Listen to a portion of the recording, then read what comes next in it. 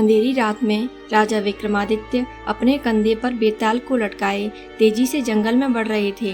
अचानक बेताल हंसा और बोला, राजन, आज की पहेली तुम्हारी बुद्धि की परीक्षा होगी। गलत उत्तर देने पर तुम्हारा अंत निश्चित है। विक्रमादित्य बिना कुछ बोले आगे बढ़ते रहे। बेताल ने रहस्यमय स्वर में सवाल पूछना शुरू किया। एक नगर में 3 भाई थे, एक वीर, एक बुद्धिमान और एक पराक्रमी। उन तीनों के पास एक ही खजाना था जिसे वे साझा करते थे।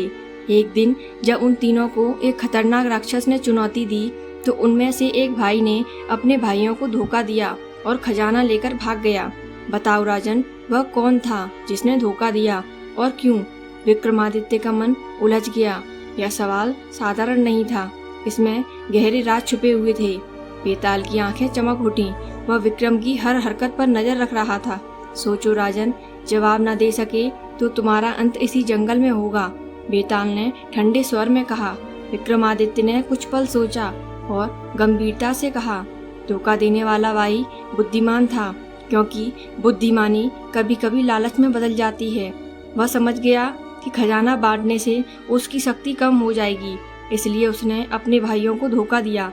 बेताल अचानक चुप हो गया। फिर उसने जोर से ठहाका लगाया और बोला, सही उत्तर विक्रमादित्य, परंतु अगली बार और कठिन सवाल होगा। इतना कहकर बेताल फिर से पेड़ों के बीच गायब हो गया और विक्रमादित्य ने गहरी सांस लेते हुए आगे बढ़ने का फैसला लिया।